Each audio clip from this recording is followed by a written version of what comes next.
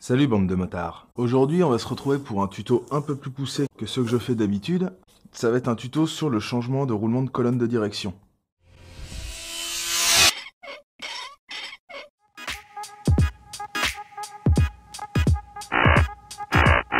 Donc on va pas traîner plus longtemps, on va tout de suite commencer cette partie tuto par la première phase, à savoir le démontage. Alors pour mon bandit, le problème c'est que moi je dois démonter mon guidon. Et là vous êtes en train de vous demander, ok tu démontes ton guidon du con, mais pourquoi tu fous du scotch? Eh ben c'est parce que ça va vous permettre de le remonter à peu près 99% strictement au même endroit. Donc vous placez vos deux morceaux de scotch bien à fleur de chaque côté, comme ça vous avez votre écartement. Ensuite, à l'aide de n'importe quoi pour écrire, que ce soit stylo, blanco, marqueur, enfin bon, un truc quand même assez fin, vous allez faire votre marque. Et comme ça, vous avez vos repères pour le remontage.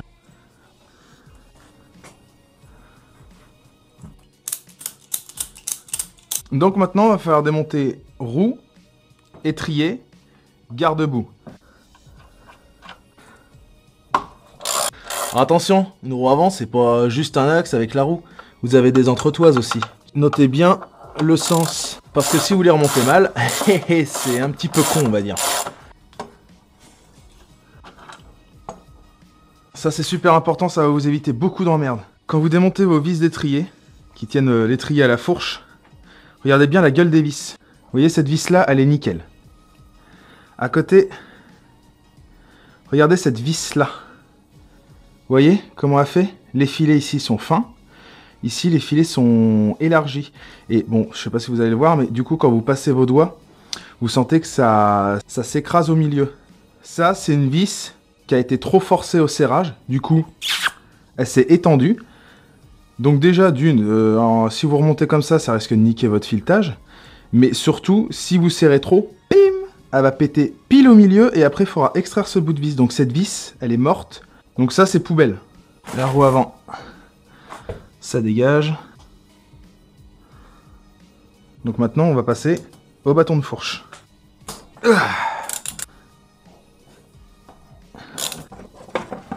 Ça a servi à quoi? De démonter le garde-boue.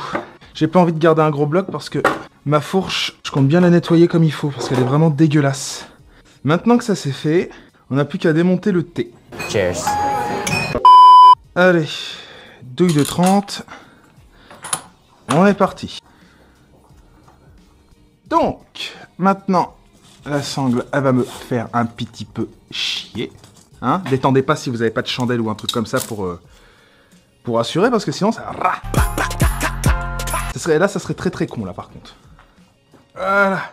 Alors, il n'y a plus qu'à dévisser ça. Bon, moi, j'ai pas de clé à... Je sais pas comment on appelle ça, d'ailleurs. Voilà. Ça va glisser tout seul. Ensuite, ça... On enlève. Voilà. À quoi ressemble un roulement de direction. Et le roulement du bas. Ensuite, ce qu'il va falloir enlever aussi, c'est ça. Les cages de roulement. Et ça, du coup, ça, c'est rentré à force. Bien dégraisser cette merde, histoire d'avoir de la prise. Ah, je suis désolé pour les angles de vue, hein, mais malheureusement, je fais un peu comme je peux. Hein. Donc ensuite, pour démonter, vous voyez, avec une rallonge ici, ça vient se buter sur la cage. Donc, on met... On tapote. Et voilà! Alors de mémoire, c'est celle du bas qui est la plus casse-couille. Hé bingo, je peux pas l'avoir la salope. Bon, j'ai trouvé une technique de petit tarbat, mon chef. En fait, c'est simple, j'ai trouvé un boulon. Gros boulon. Du coup, vu que la base est pas mal évasée, je le glisse à l'intérieur. Contre l'épaulement. Hop. Je te mets ça ici. Je tiens avec... Ah, putain de caméra. Je tiens avec le pouce et... Bon, bah, je suis tombé en rate de batterie, hein, mais du coup, j'ai réussi à en venir à bout avec ma petite technique de tarba, n'est-ce pas? Et mon chef. Et maintenant, il faut enlever le roulement inférieur.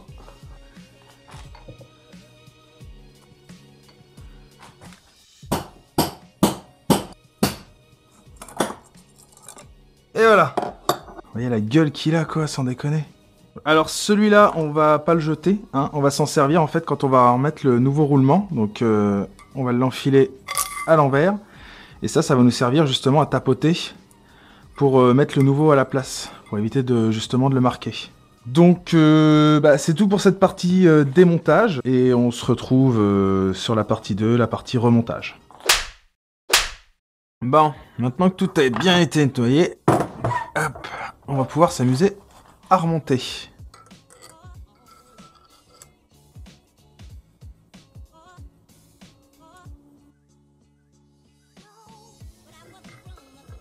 L'ancien roulement.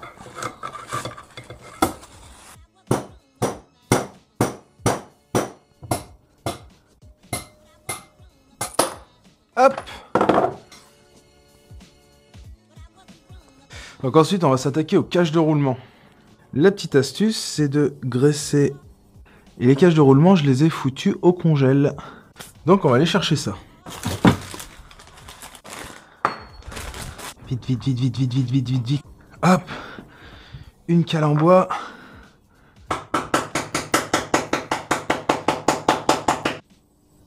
Et on est au bord. Il n'y a plus qu'à faire la même pour le bas. Donc comme vous avez vu, en fait, contrairement à celle du haut, celle du bas, vous avez une différence de, on va dire 3 mm. En fait, votre cage, elle rentre de 3 mm à l'intérieur pour bien la rentrer sans risquer de la foutre de travers ou quoi. Je me suis aidé d'une douille de 36, protégée par du tissu. Et ça rentre pile poil, c'est à fleur. Donc là, il n'y a plus qu'à graisser et tout remonter.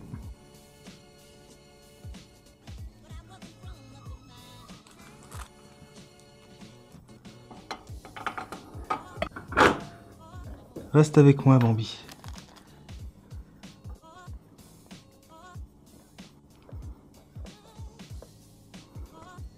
Donc maintenant, on arrive sur la partie amusante. Allez, grosse vache. C'est bientôt la fin. T'as pas l'air d'être calé.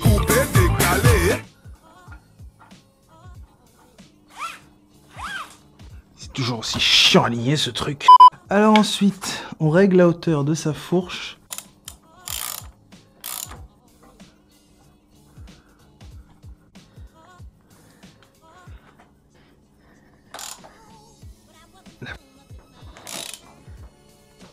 L'entretoise. Putain, mais nique ta mère.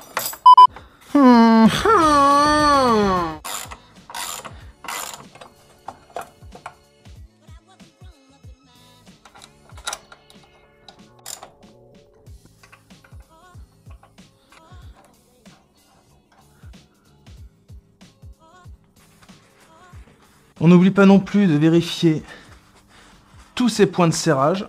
Après, petite chose très importante, on pompe sur ses freins. En compression, on vérifie. Appuyez sur l'arrière pour délester l'avant. Plus de points durs. C'est fait.